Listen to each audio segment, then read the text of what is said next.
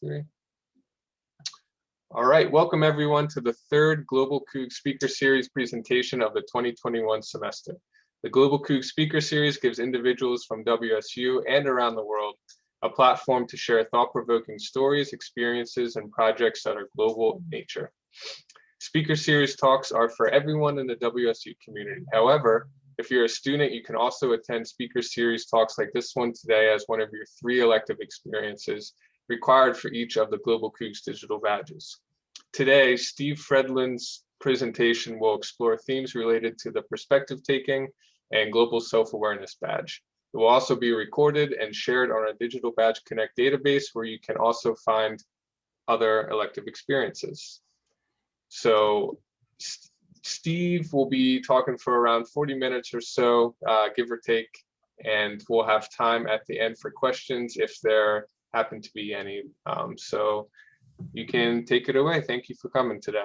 Yeah, Jacob, thanks for having me. I mean, it's one of these things. So this whole work that I've done in Rwanda has been part of my life for so many years, but the last couple of years, as the financing, the funding piece of this has died down, so have the speaking opportunities. So whenever I get an opportunity to talk about Rwanda, I love to do it. And really today is about, as you and I were discussing, Jacob, about, what Rwanda's taught me about responding to poverty.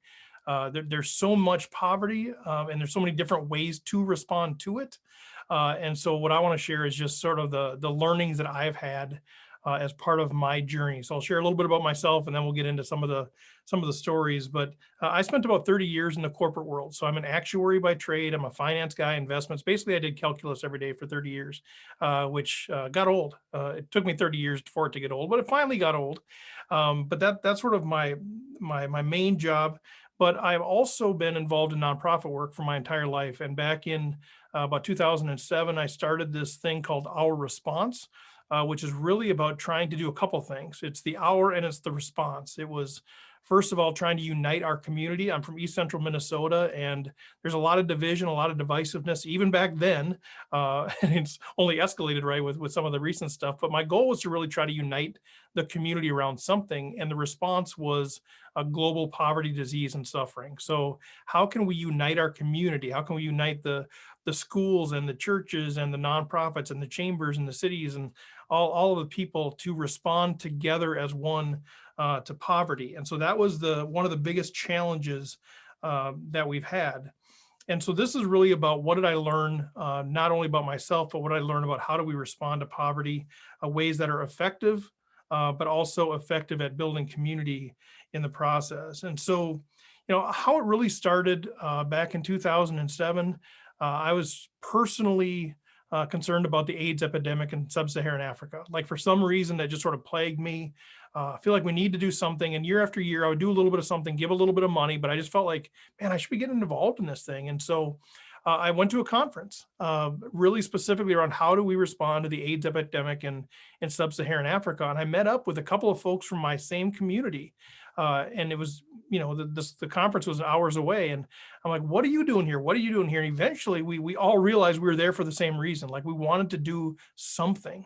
And out of that ultimately emerged this thing that we called Our Response, a community-wide movement. And so we officially launched in 2009. And in our heyday, man, we were cooking. It was so much fun. And East Central Minnesota is a very rural area, but we had 50 plus people involved as far as organizations, businesses involved. Over 700 children were sponsored in this area.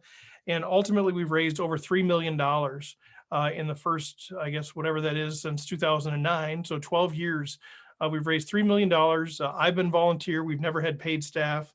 Never had any overhead, never had any major donors. It's just really vision and good-hearted people doing this thing. And so we've taken 4 trips, gone there 2009, 11, 13, and 15, took different teams of people there to see firsthand the impact that we are having.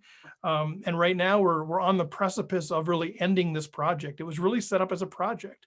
The goal was to move them toward self-sustainability. And so one of the things that we'll talk about is there's a lot of ways to respond to poverty, a lot of great ways to respond. For us, what we wanted to do is really help transform this area of Kivuruga, Rwanda to self-sustainability. So not just be able to, give them funding year after year after year, but to actually help them build the infrastructure so that they would be self-sustainable. And that was the model that we undertook. And I'm happy to announce that the fundraising piece of it's really done. We got about 2 more years left of work to do, and then our work will be done. And it's sort of hard to even imagine after 15 years that we'll be done, but the impact is huge, and obviously they're on their own. And so this is really a story of Kivuruga, Rwanda. This is northern Rwanda. Rwanda is known as the land of 1,000 hills. Actually, a little bit of trivia for you. There's a hotel there that was actually featured in the movie Hotel Rwanda, which is usually the only thing people know about Rwanda, is Hotel Rwanda and the genocide of 1994. That hotel where that occurred, that storyline occurred, was Hotel des Mille Collines, which is the hotel in the land of 1,000 hills. And so that is what Rwanda is known for. This is up in northern Rwanda. If you know your African geography, it's up near the border of Uganda and Congo, up near the volcanoes of that area. So very, very hilly up in this area. And so what I want to talk about is just some of the stories. Like, so four trips, we've had a ton of impact, a ton of projects. And I just want to tell you a few of the stories that came out of there and what I learned from that. And this was very, very difficult for me to choose which stories to share with you guys. And so I'll just pick a few that really stood out, and we'll kind of go from there. This first one is affectionately known as the Mushroom Project. So this was, I believe, on our second trip where we met these folks here. One of the things that we helped finance was creating a cooperative for people that had AIDS. And so you had to actually have AIDS to be part of this cooperative. And part of the reason for that is the stigma of getting tested. So many people weren't getting tested. So there's so much stigma with having AIDS. They didn't understand it. They didn't understand what caused it. And so there's a stigma, so people weren't getting tested. So part of this was to sort of try to remove the stigma, saying you actually have to have AIDS to belong to this group. And it was a real benefit, a real perk to them to belong to the group. So it almost encouraged people to get tested for that. But this whole co-op was around growing and selling mushrooms, which sounds interesting to people that aren't used to the world over there. But this was absolutely life-changing for these people here. So that in this co-op, we taught them how to grow mushrooms, and then ultimately they grew enough so that they could actually sell them at a price that was beyond what they could get in their own community. So these are where people live on $1 a day, very, very, very poor, very agricultural. But now they had enough mushrooms that they were growing that people would come up from the capital of Kigali, about a 2-hour drive up the mountains, and buy these mushrooms from them. And it started creating local economic stimulus, local economic infrastructure. And plus the mushrooms were very, very good for their immune system. So this was just such a great project, because the mushrooms helped their health, the mushrooms helped their finances, and it also started reducing the stigma of getting tested. It paved the way for us to actually do education with them as far as what is AIDS, what is HIV, how is it caused, how is it transmitted. And so this was really about meeting them where they're at. So it's one of the things that I really learned about responding to poverty is you have to meet people where they're at. If you just come in with a westernized perspective on how things should work as far as education and community, it's just not going to work. And so we worked with the local folks there, really understood the dynamics of what's going on there. Why aren't people getting tested? What do they know? For example, and these are very, very smart people. It's amazing. You talk to them and their strategic mind of this is amazing, but they had never been taught what AIDS was, what HIV was. And so one of the things that would happen in these areas is they called it the slims. If you got AIDS, you would get the slims, which means you just got really, really skinny. And the way that you got rid of the slims is you would have sex with a virgin. Clearly that did not help situations. And so part of this is we had to understand where is that coming from and teach them a new way of thinking about this. And I tell you, the stories coming out of this project are absolutely life-changing. And I want to share a couple of videos with you. I've just got a couple short video clips. One is to give you an idea of how we learned, how our experience was learning through an interpreter from one of their leaders. And then the other one is sort of the celebratory nature. One of the things that you learn when you're responding to global poverty in this way is that you represent all of the people that are making this possible. And so they really held us up on a pedestal, and it was sort of this constant place of humbly saying, we are not, we are representing all the people that are helping you, but they want to honor you. They want to really celebrate what's happening, because, we think of, oh, it'd be cool to have mushrooms. This is life-changing for them. And so when they would dance, they would sing to celebrate. A lot of the women would start making this sound, this, what is it? What does that sound? And so I would ask, I said, what is going on there? And they said, that is the sound of pure joy. Like, that is the sound that these women make when they are just beyond joyful. And so I just want to give you a taste of what that looks like. So Jacob, you can tell me if anything is happening here. I'm going to try to switch my screen out. So you let me know if this is working. Do you see that there, sir? All right. Yes. Yeah. I see your head nodding. All right. So here's one quick video of an experience. Relationship they keep us training. Oh no, I'm not seeing the video actually. I'm still seeing the slide. Okay, you're not seeing the video. Okay, let me see. Yeah. I will just I'm going to stop sharing, then I'll reshare with the with that. Okay, can you see that one? Yes. Yeah. Now I'm sure that's the one. All right, here we go. Perfect. Thank you. Relationship they keep us training, they keep us following on us and looking for ways they can support us more. They keep us training all the time. Ikindi twashoboye kugeraho ubu turahinga ahantu twakodesheje umurima. And I know you're not really, it's not really about hearing, it's about the experience. You can just see everybody so focused on what's being said, what's being heard. And then what I'm going to do is I'm going to share you another one here. This is a little bit more of the celebratory piece. Let me see if I can find that one.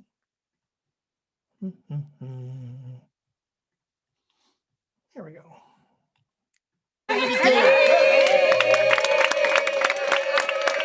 So we had a little fun over there joining them in their celebration.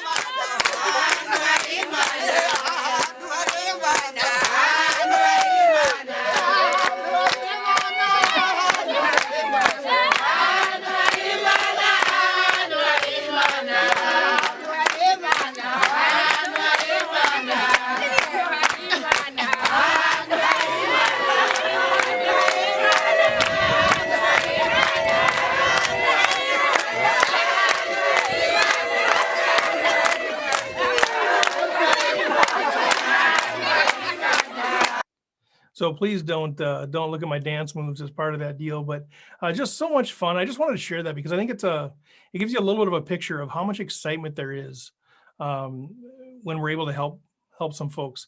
All right, so what do we learn out of this thing? So what did I learn out of this? A few things. That fear of disease is real everywhere.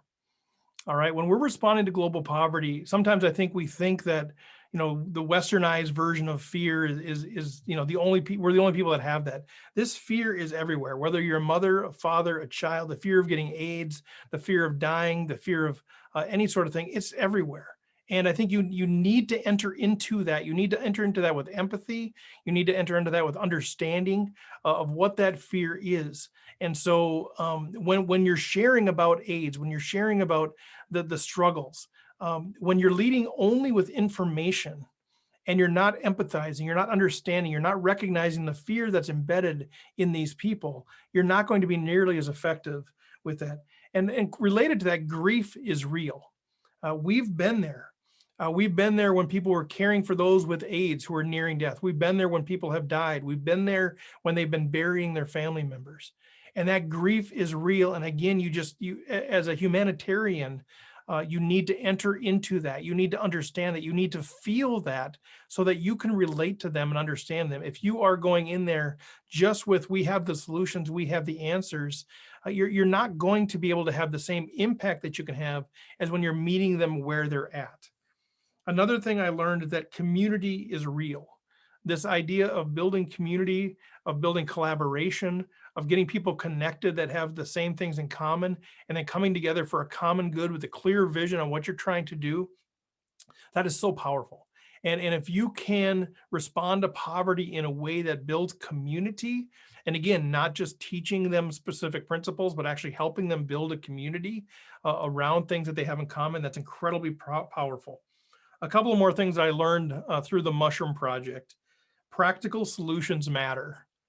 There are humanitarian efforts or other sort of efforts that really focus on maybe the spiritual, maybe the emotional, and some of those things. And I'm not saying there's anything wrong with those.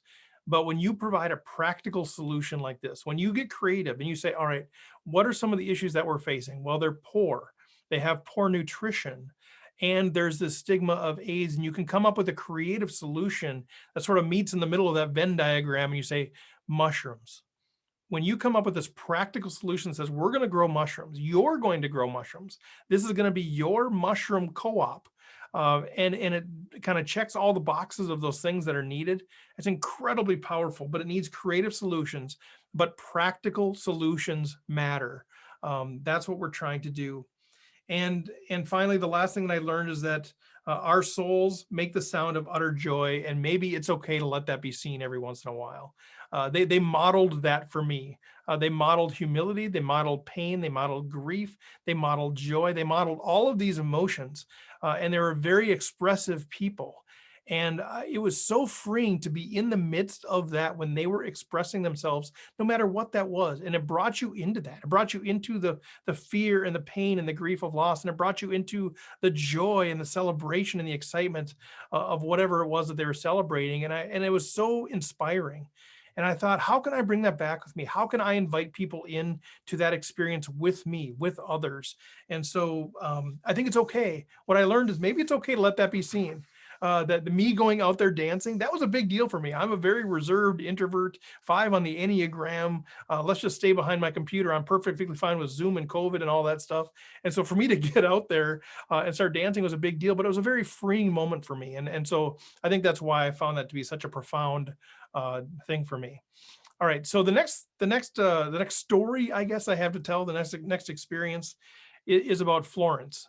Florence, you see her in the bottom right hand side there with the raincoat on. She is clearly the most heroic person I've ever met. She is a volunteer herself, and she leads 206 volunteers who give AIDS care to people throughout the mountains of northern Rwanda. So she has this team of people. They travel on foot, rainy season or not, and they go around and they give care to those that have HIV and AIDS. And we first met her on the first trip in 2009. And every subsequent trip, the only thing I've told that our trip coordinator is, I have to see Florence again. I have to get my shot of Florence and her vision and her strategies and her perseverance and her passion for the people of northern Rwanda. And so every trip we've had an opportunity to meet with her. And so on that first trip, we watched her as she was caring for those with AIDS. And it was very humbling, very profound to be in that space.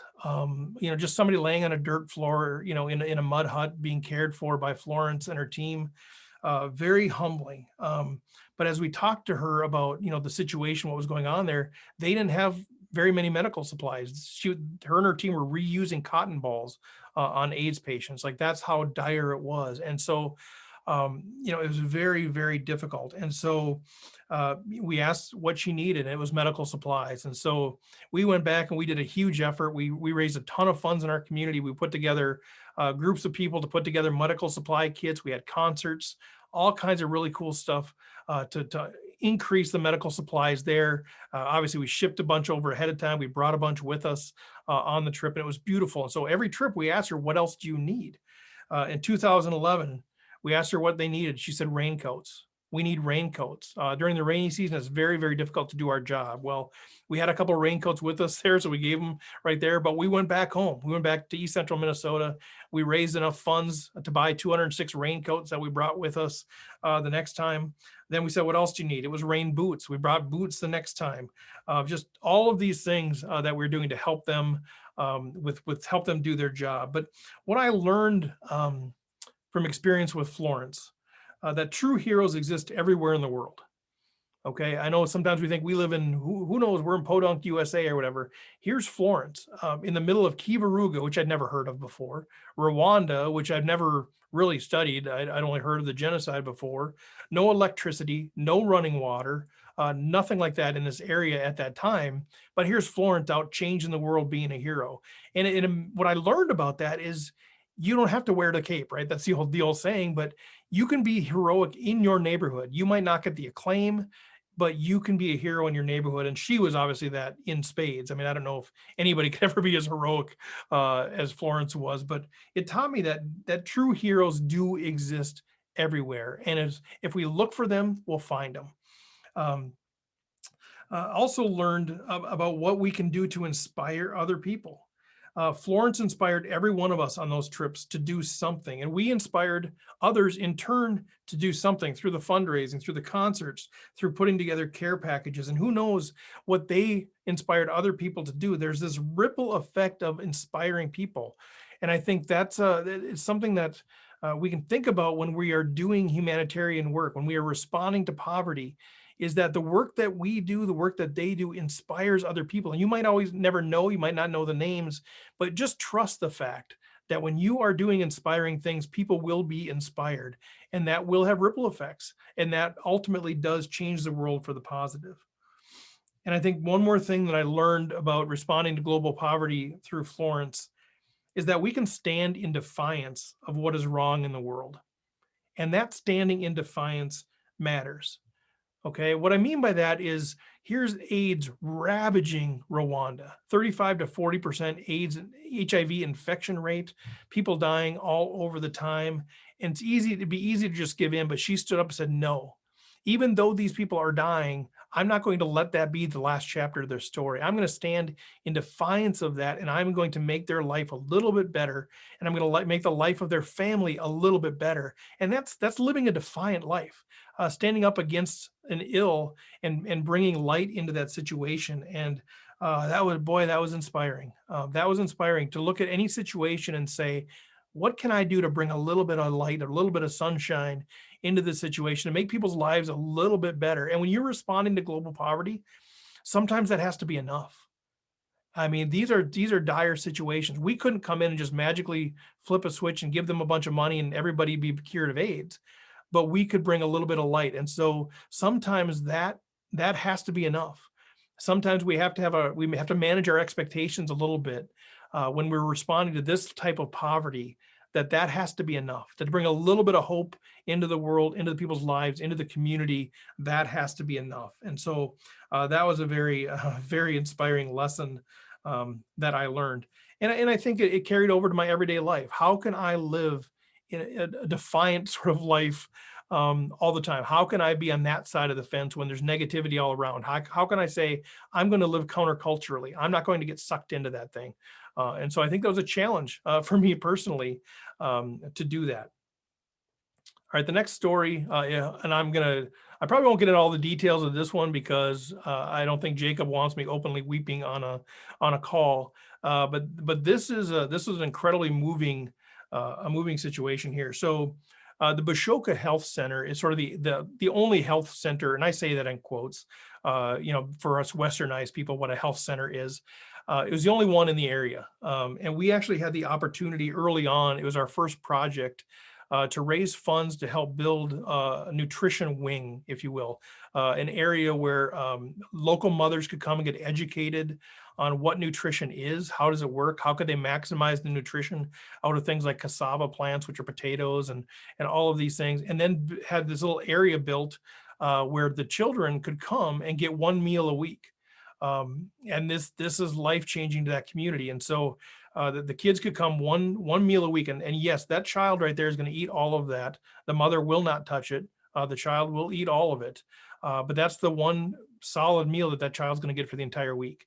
The rest of it, they're going to be eating, nibbling on sugar cane or eating cassava or whatever. And we had an opportunity, at least on 2 of the trips, to have the honor of actually serving these meals.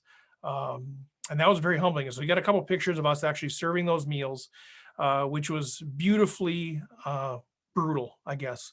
The brutal idea. I forget who actually coined that phrase, one of the authors, but beautiful and brutal running close together. Very brutal.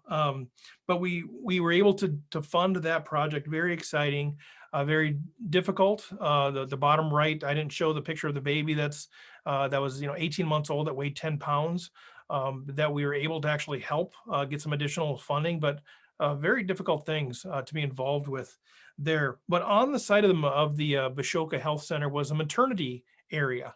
And again, quotes, please. We went there in 2009, and we went there every time after.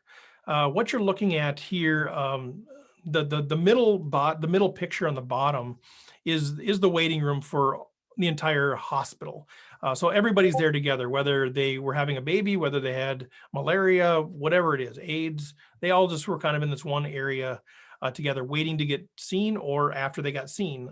There wasn't like, bedrooms and stuff. So that was kind of the area. And then around the outer edge there, that's from the maternity room. So there's a maternity room, 2 beds like that, no running water other than the tank there of water, just gravity fed, no electricity, no floor drain, no modern utensils, no trained staff.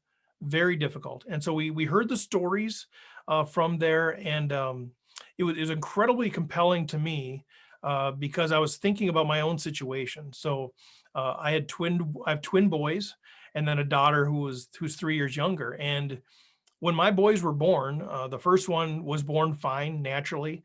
The second one was twisted and turned, and it was an emergency C-section, and it was utter chaos. But in Minnesota, we had, a team of 15 doctors and nurses, and everybody's run in, take care of everything, and cut my wife open and save the baby, save her. And it could have been really, really bad. And so as I'm standing there in Kivuruga, Rwanda, at this maternity center, thinking, I won the lottery by being born in the United States. If I had been born there, if my life had been in Kivuruga, and our situation was the same, my second son would have died, my wife would have died, and my daughter would have never been born. And that was very compelling and very difficult to imagine. And it made me realize how much we wanted to help this area. And so, really got involved. And the thing is, I kept saying, how can we help the maternity center? How can we help the maternity center? And they said, we've got our overall strategy for development. And this is one of the things I learned is patience. One of the overall development pieces is that we need to do things in order. We need to do things strategically. We need to get clean water to these folks. We need to get them fed. We need to get their nutrition value up. We need to get education going. And so maternity just kept waiting and waiting and waiting. And I guess I didn't put a picture in here, but just to move the story along a little bit, in 2015, they surprised me. Between 2013 and 2015 trips, they built a maternity center, and they didn't tell me. And maybe I shouldn't even tell that story, but we were walking up the hill in 2015, and the staff was kind of looking at me kind of funny. I'm like, what's going on here? I don't understand what's going on here. We come over the hill, and there's this new maternity center that they had built with our funding, but they didn't tell me they were doing it. And it was sort of the culmination of our hopes and our dreams and that sort of thing. And so I think, what I learned about from this experience, what I learned about responding to global poverty, first of all, like I said, you have to be coming from a perspective of gratitude. Realize that no matter how difficult your situation was, if you were from the Western developed world, you won the lottery. And so coming from that place of humility, coming from that place of gratitude is going to position you well to relate to these people. It's not about pity, it's about gratitude. There is a difference, and we could do a whole talk on the difference there. But also, because what that does is it helps you come from a posture of realizing that what most of us take for granted is considered a miracle for these folks. electricity. And if I have time, we'll get into some of the clean water stuff or whatever. When we open a clean water source there, it is a miracle. They couldn't imagine having access to clean water that's only 20 minutes away. They can't imagine being able to study at night to a light bulb. These are miracles. And so, when we have the realization that we're in different worlds, that we are won the lottery from where we're at, it better positions us to relate to them in those moments where they are so excited and they realize how great of a miracle that is. Another thing I learned about responding to global poverty is we just have to realize that it's hard to imagine that we are on the same planet. The first trip that we took in 2009, I got back, I think 2 days before Thanksgiving, November of 2009. And I got back, and the next day, my wife had sent me to the grocery store because I think she was making chocolate chip cookies. I needed to get chocolate chips. And I'm kind of an idiot anyway. So I go into the store and I'm like, I go into this aisle, I'm looking for chocolate chips. How hard can this be? There's like a whole section of the supermarket dedicated to chocolate chips. And I'm all confused, like, I don't know, sweet, semi-sweet, dark, butterscotch. There's all these millions of different kinds of chips. And I just grabbed a lady and I said, here, help me out. My wife's making chocolate chip cookies. She said, here's what you want. But the moral of the story is that 2 days ago, I'm in a place in Kivuruga, Rwanda, where kids are eating one meal a week. And now I'm standing in this air-conditioned grocery store, figuring out what kind of chocolate chips I should choose from the hundreds of different options that there are. And it's hard to believe that we are on the same planet. But I think that drives us. I think that motivates us to try to even the scales a little bit. Another thing I learned is basically from that same experience is that global issues are not a problem of resource, they're a problem of distribution. There are enough resources in this planet, on this planet, in the pockets of people, myself included, to be able to not have this be the situation, to not have a maternity center in Kivuruga, Rwanda look like this, to not have a situation where 1 out of 4 children are dying at childbirth, where half the women can't even get to a hospital. And if there's any sort of problem, they just die because there's nobody trained. There's no operating room. That's the situation. But there's enough resources on this planet. We raised $3 million out of East Central Minnesota, which started during 2009's financial crisis. And that's not about a pat on the back. That's about saying there's resources there. If we can raise that amount of money, how much is out there? But it has to be effectively used. So my encouragement to you as a future humanitarian or an existing humanitarian is there are resources out there. You just need to figure out how to get them. You get them from individuals through vision. You get them from larger donors by being effective. Large donors want to know 2 things. They want to know, was their money spent well, and was there impact? And so if you can prove that, if you can carry that out, that's where the money's at. All right. Do a good job of managing those funds and do a good job of showing and having impact, and the money will flow. That's how we change the world, because it's going to take money to do some of the things that you want to do. But by that impact, I mean, you have to have a strategy that's going to show the long-term sustainable impact. That's at least what worked for us.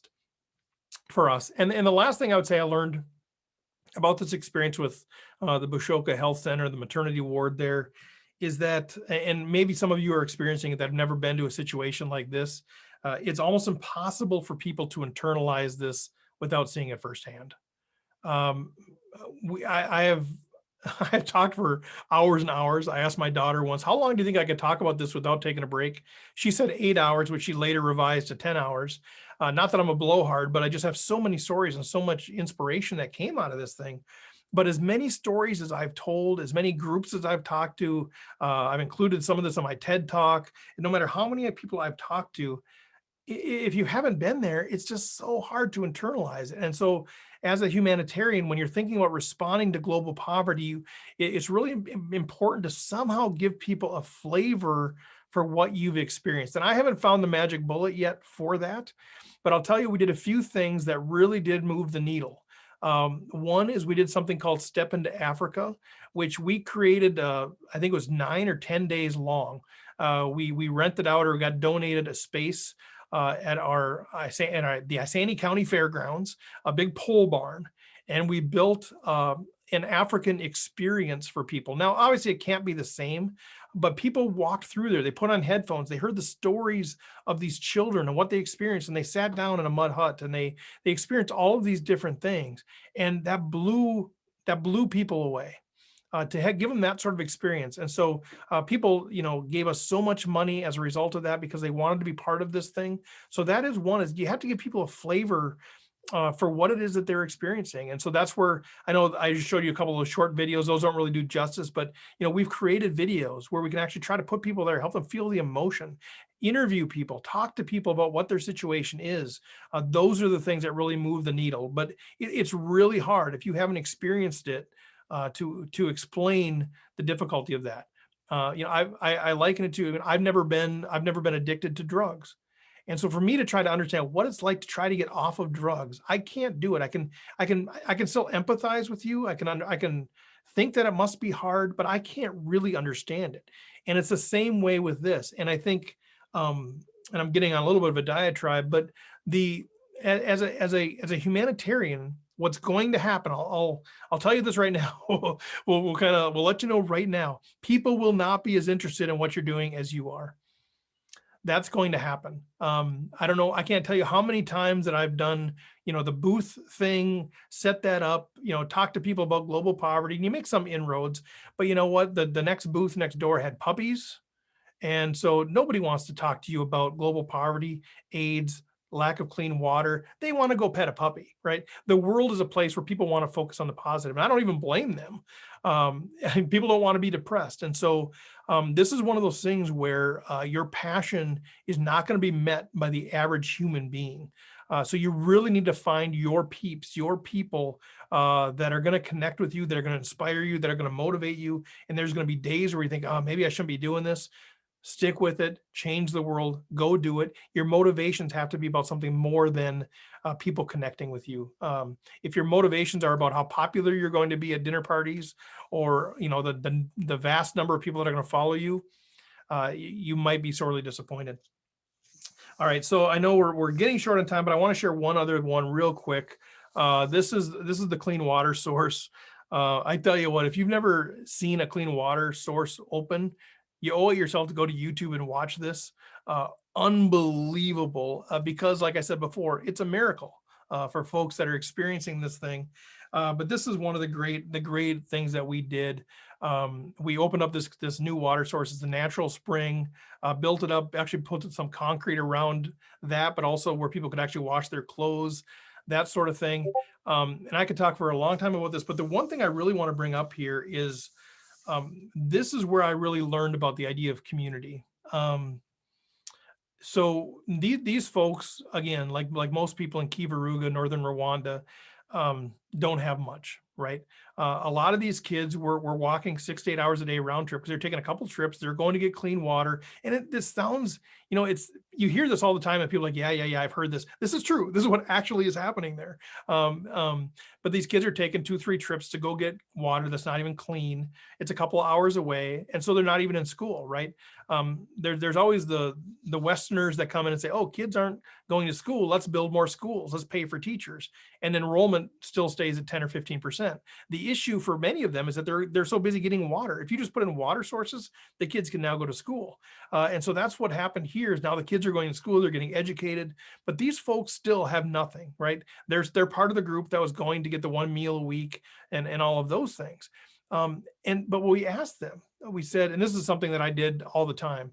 And so we would celebrate with them. They danced, we sang, we got excited, all those kinds of stuff. And then, then we get into the serious talk and I asked them, what else do you need? Now that you have clean water, what else do you need? Or what's the next priority for you? And they all said, we need our friends on the other side of the mountain to get clean water.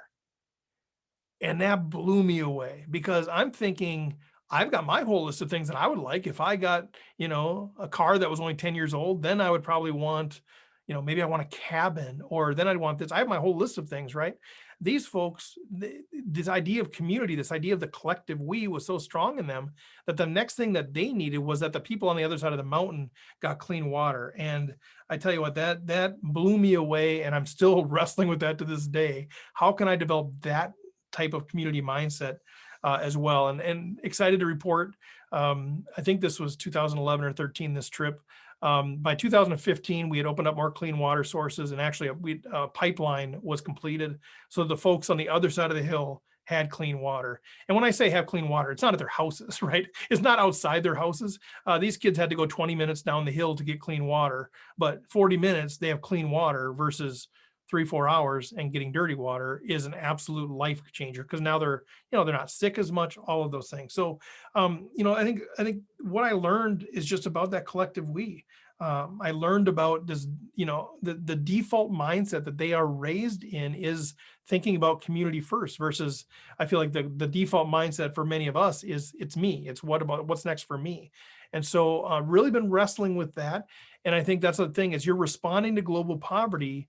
You have to put yourself in that place to recognize that they're not going to have their own personal checklist. They're going to want to build a relationship with you first. Then they're going to want to hear about your plans for helping all of them in the community. That's what they want to hear. They don't want to hear about how you can help them become wealthier. They want to hear about how you can help their community have less sickness, have less death, have more education, that sort of thing. So I'll start to wrap up here, but there's so many other stories that I could tell you guys. Literally, I guess there's the 8 hours that my daughter told me, but Genocide Memorial, we went through the Genocide Memorial, all 4 trips. I led people through that. Life-changing stuff to understand what the dynamics were that led to that, and how they came through that, and how Rwanda is now considered the most stable country in East Africa. And I think there's a real compelling story about unity, about community, and about leadership through there. We had a chance to teach in the schools.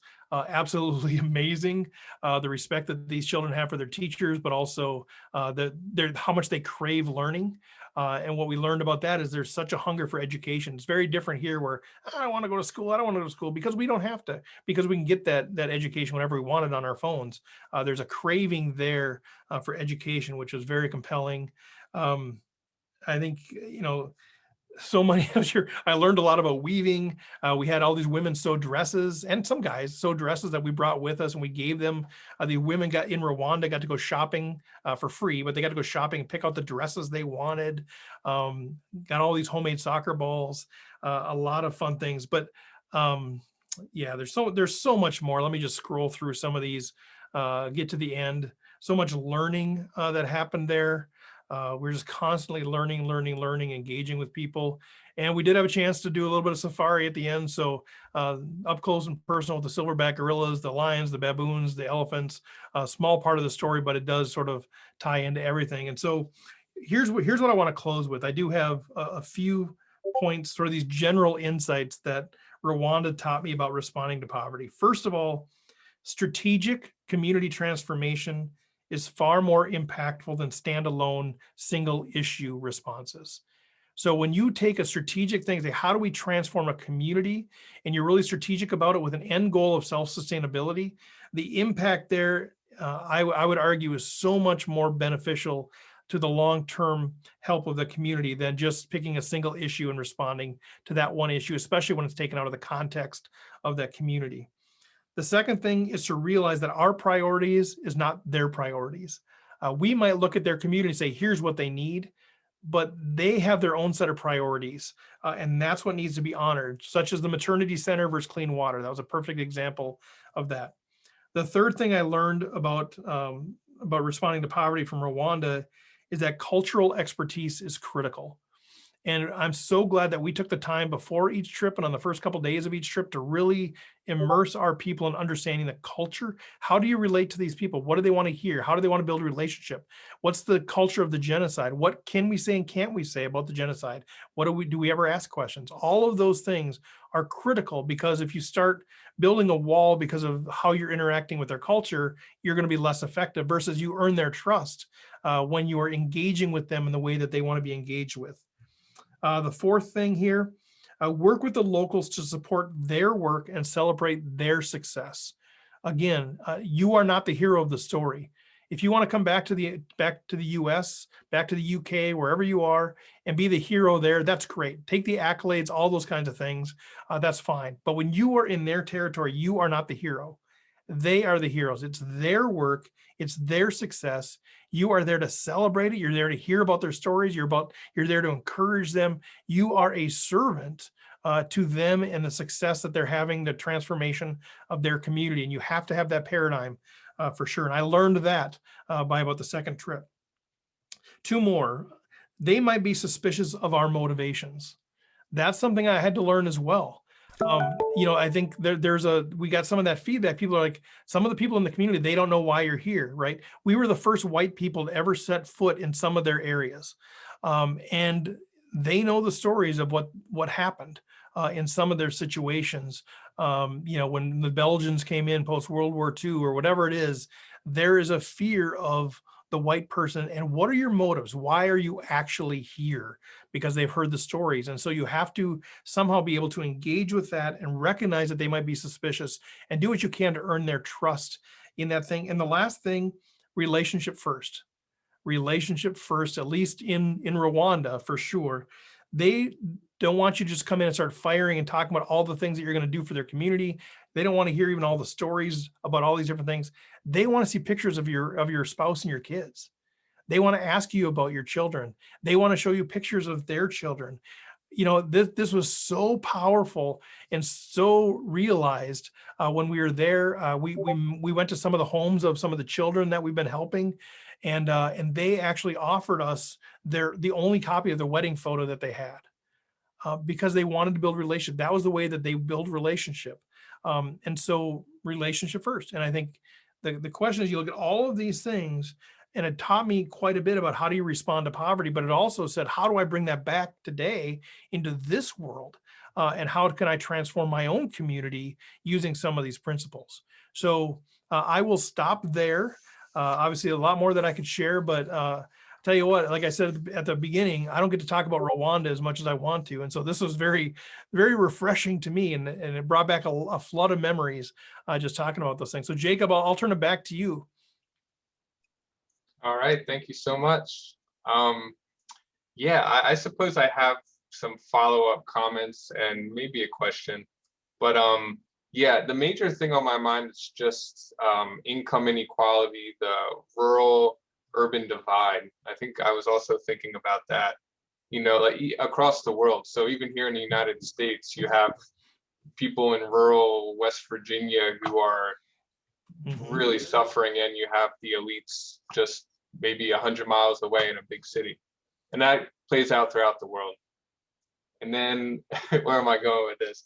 I was a Peace Corps volunteer in Ghana in West Africa, and I guess I always had, and Ghana's always kind of represented as a great starter country for Westerners to visit African countries in general. At least that's how a lot of people talk about it. And I think there's some truth to that generally, but anyway, what I started to hear then from a lot of Ghanaians and also a lot of Westerners who talked about international aid and stuff is how amazing Rwanda is doing. And especially, I had friends who would tell me about, oh, in Rwanda, it's so clean, and it's like in Kigali. Yeah. It's so clean, it's so safe. Like everything works. It's like a Western city. And when I did research, it's like, to me, very, very developed. So anyway, I guess there's a question in here somewhere, but it just pains me because then I had this thought of, is the Rwandan government gets praised a lot and also have some criticism, but yeah, is there anything going on with the Rwandan government to try to bring these helpful policies that they've maybe done for Kigali and bring them to the rest of the people in the country? Yeah, for sure. So Paul Kagame has been the leader there since the revolution post-genocide, and it's an interesting dynamic because they've taken some criticism too. And I've actually had the opportunity. I was in Washington D.C. for work, and I stopped by the Rwandan embassy, and it turned out the ambassador from Rwanda was there. He canceled a couple of meetings. We talked for like an hour and a half, and it was crazy because I had so many questions about help me understand this, all the stuff. And so I can't get into all that, but basically they've had, a consistent government. But now some people say, well, you shouldn't have the same person in charge for that many years. Kagame has actually said, I want term limits. Somebody else needs to take this thing over because it's healthier for the thing. But the big thing coming out of the genocide, I think they had like a 9 million person population. 1 million of them died in the genocide. 2 million of them were left.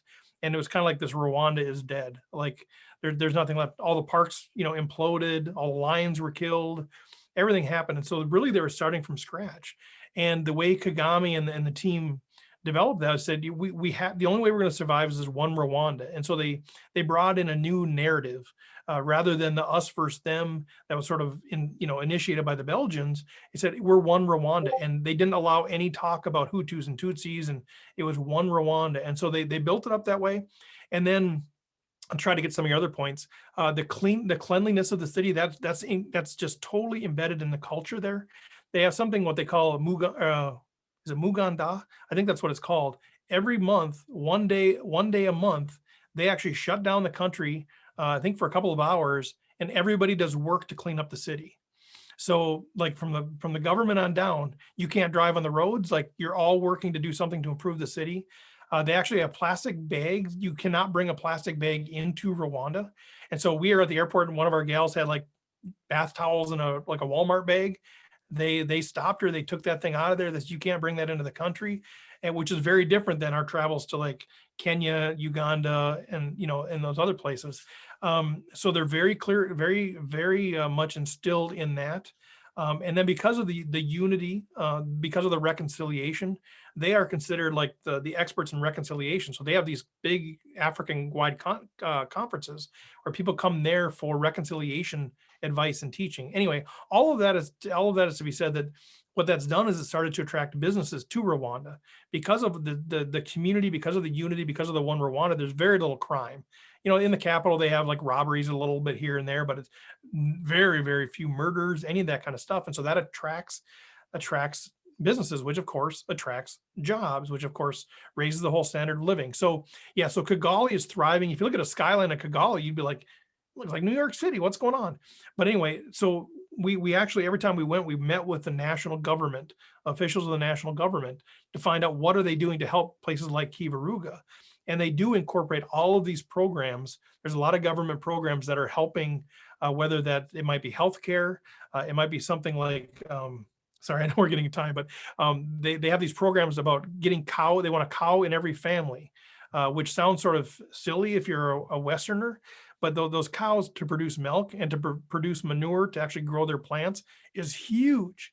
And so that's been a big government mandate, is how do we get a cow in every household throughout all of Rwanda? And then they couple that with programs for reconciliation, because that's part of their vision still, is that still to this day, they have programs where if a Hutu family has a calf, that has to be given to a Tutsi family. And if that has a calf, it goes back to a Hutu family. And so they're just hyper intentional about reconciliation, about unity, and about helping out people throughout the country. So it's pretty compelling. And there's downsides, of course, to everything, but it's a pretty compelling argument. Yeah, let's hope those programs continue, because yeah, for sure. Because the way I see it then too, it's kind of the lottery of where you're born, even within Rwanda, whether or not you happen to be born in Kigali or you happen to be born in a rural village. So 100%. yeah. Yep. All right, so yes, we have to wrap it up, unfortunately. But thank you so much for coming. And I will be, this recording will be made available for everybody in our digital badge program. And hopefully it will be a good resource for those who are going to be part of that. So thank you very much for your time, and thank you. Absolutely. Thanks, Jacob. Appreciate it. All right, take care.